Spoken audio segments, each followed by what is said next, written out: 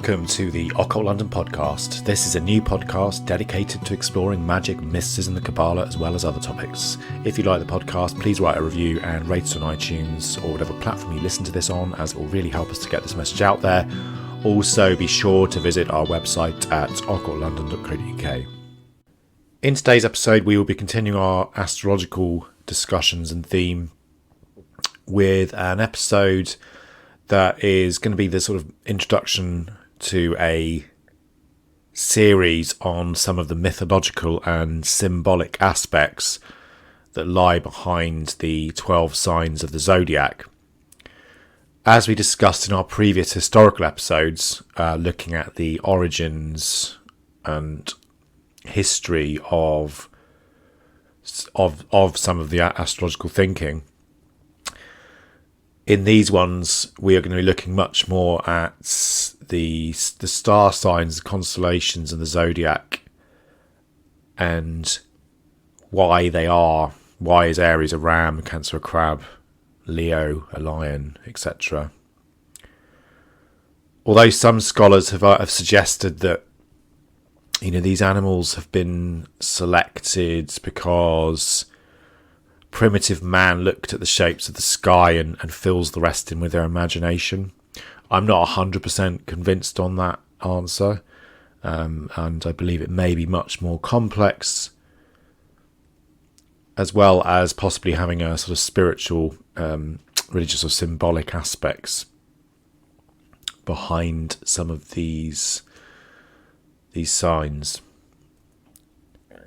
Our ancestors would have sat around campfires in the great darkness beneath the azure sky that was filled with sparkling bright stars, and the sky must have felt like a real divine being, a goddess, cloaking and protecting the earth in its warm embrace.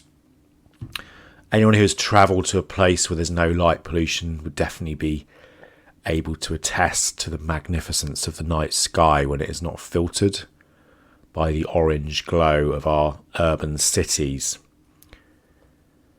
And as Joseph Campbell wrote, the mystery of the night sky, those enigmatic passages of slowly but steadily moving lights among the fixed stars, had delivered the revelation, when charted mathematically, of a cosmic order and response from the depths of the human imagination.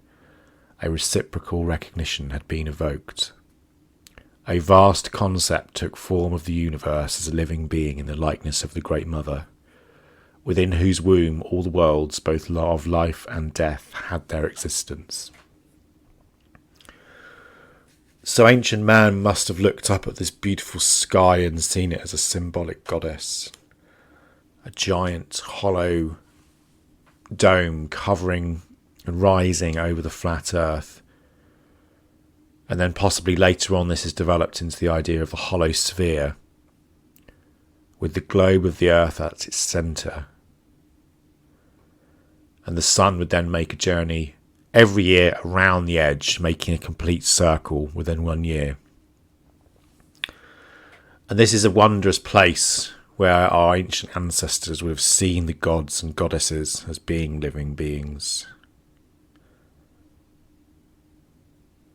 And this was described by one particular author, Kieran Larice, as follows.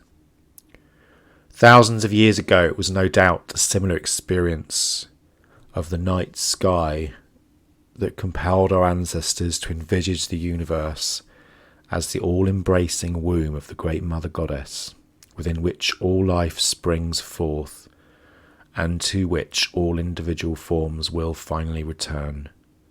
Even today, for all the ingenious technological developments and great cultural achievements of modern civilization, we retain a sense of this primordial intuition of our deep mystical identity and mythic relationship with the universe.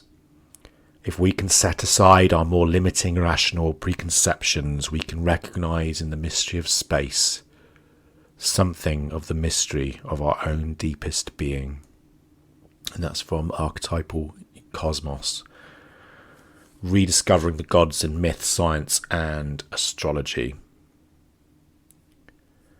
So the path of our sun's circle around the Earth is known as the ecliptic, and the narrow band or road that the sun travels on is the zodiac. As we saw in our historical episodes recently, the zodiac is really a belt circling the Earth, 16 degrees wide, 8 degrees above the ecliptic and 8 degrees below the ecliptic, and 360 degrees around. And then within that are contained the orbits of the planets in the solar system, with the exception of Pluto. And there's been many theories as to the actual origin of the star shapes, as I mentioned. Some people claim, as I said, because the constellations look like animals, so the belt becomes the zodiac, from the Greek Zodiakos, meaning circle of animals. The zodiac is divided into 12 constellations, and each one has a name and a specific shape, and the ancient astrologers would have named these 12 astrological signs. Each of the sections of the zodiacal belt has a variety of different legends, symbolisms, and meaning behind them.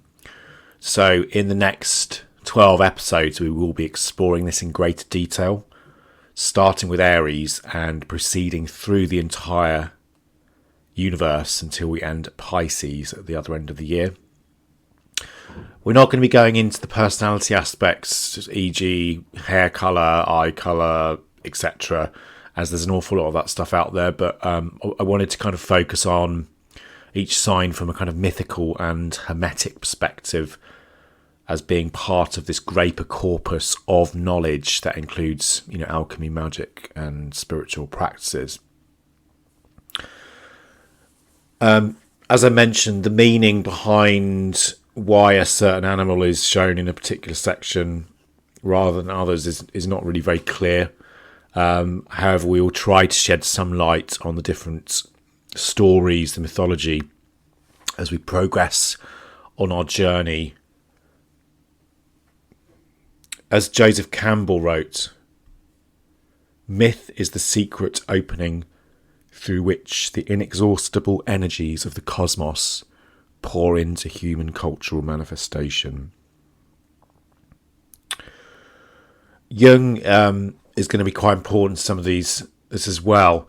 And Jung argued that mythology and the gods and goddesses of ancient times were symbolic of quite deep motivating elements in human psychology that was shared by all of humanity.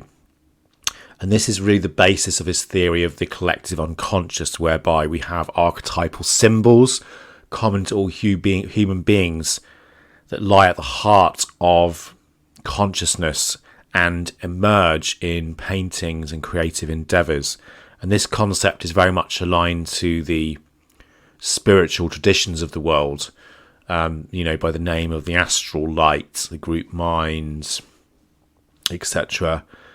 If we take Jung's ideas further, therefore, because the signs of the zodiac are named after gods and goddesses of mythology, or animals, or stories, or mythology, we could argue that possibly these astrological signs are archetypes that influence us on a symbolic and a spiritual level, but also from an astrophysical level, similar to Jung's theories of synchronicity, where we have symbolic or archetypal forces that interact with our normal everyday lives.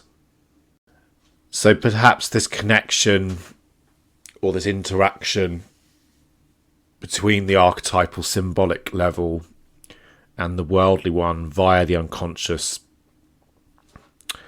could be linked to kind of shaping and moulding our reality, kind of bending it, making it, into what we have. So it's an interesting discussion. The theories of Jung on this are very interesting. There's another astrologer also called Dane Rudhyar, who continued with this idea that argues that the moment of a child's birth is an important synchronistic event because it marks our entry into the world, both physically and spiritually. So in this sense, our birth chart or our natal horoscope can also be viewed as almost like a mandala, or a symbolic symbol that represents our relationship with the cosmos around us. And Dane wrote, a horoscope is a diagram of the sky at a particular moment in time. A horoscope represents the birth of a human being. You are the mandala. That's a quote from Dane Rudhyar. That's interesting that he says you are the mandala. The word mandala is Sanskrit, which is a word that describes a symbolic picture or a diagram that's used as a tool in meditation. A mandala is a symbol of wholeness, of psycho-spiritual kind of unity. And when we focus our attention on a mandala, when we use it in our spiritual work, when we use it in our meditation, it will aid the seeker in the search for kind of achieving that oneness with our higher self or unity. They're often circular. So we get this idea of the Ouroboros, the serpent biting its own tail, or also the symbol of Keter in the Kabbalah, which is a kind of sign of infinity. It's this continual process. And often they're divided into 4 parts, which incorporate different squares, circles, and other symbols as well. So it's very similar to what the kind of goal of the mystery schools was with regards to Nothi Sutan, or know thyself. So if we take this idea that Dane Rudhyar talks about the horoscope being representing the birth of the human being who is the mandala, we can also see the archetypes of the Zodiac as being sort of learning tools that can assist us with a deeper understanding, deeper insight, deeper awareness into what motivates us, our desires, and our responses to life. And so through these mythical archetypes, through these mythical energies, these symbolic energies, we can then begin to see opportunities and work towards the journey of self-actualization.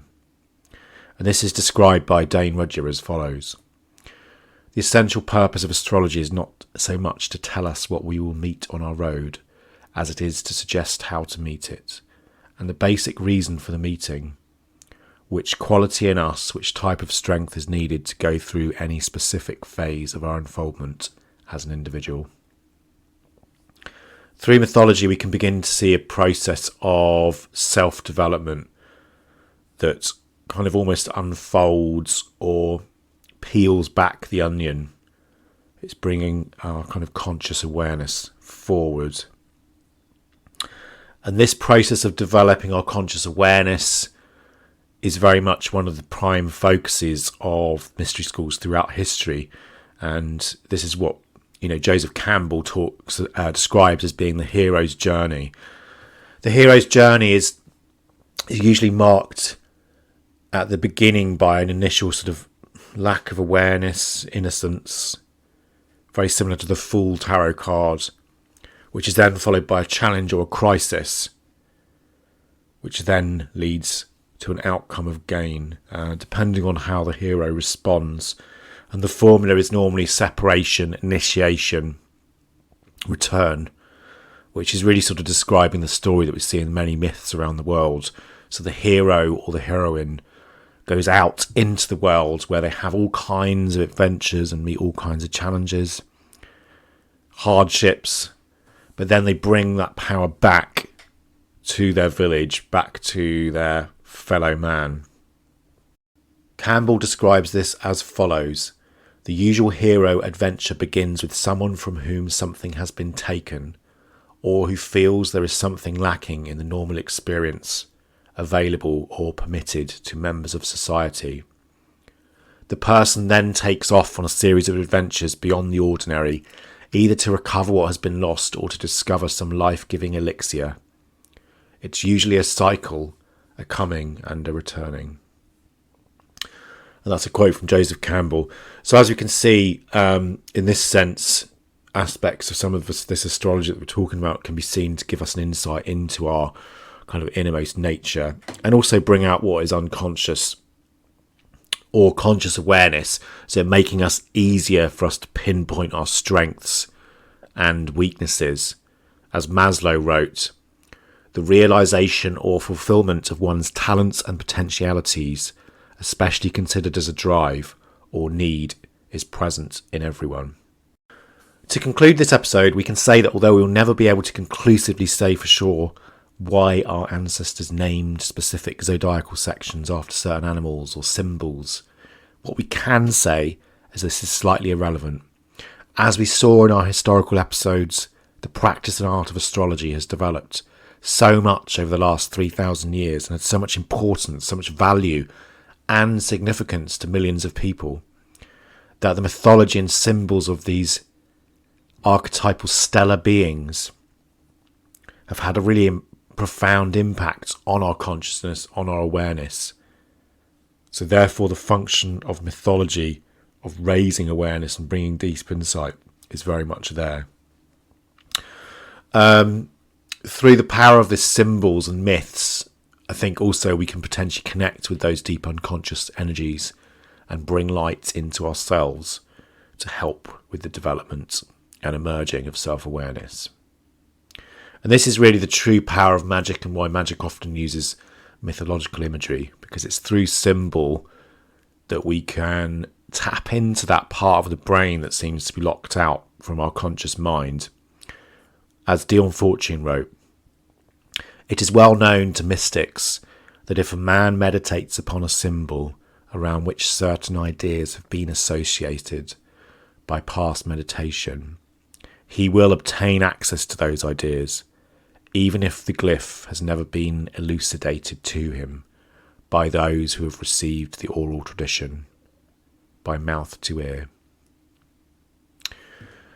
That's all we've got time for this week. However, please stay tuned and listen to our next episode, where we will be discussing the mythology of Aries. To conclude the episode, I'd like to read a poem from the great Rudolf Steiner on the stars. The stars once spake to man, it is world destiny, that they are silent now. To be aware of this silence can become pain for earthly man, but in the deepening silence there grows and ripens what man speaks to the stars. To be aware of this speaking can become strength for spirit man. Thanks very much for joining us this week on the Occult London Podcast. Hope you've enjoyed it. Please make sure to visit our website at occultlondon.co.uk, where you can subscribe to the show.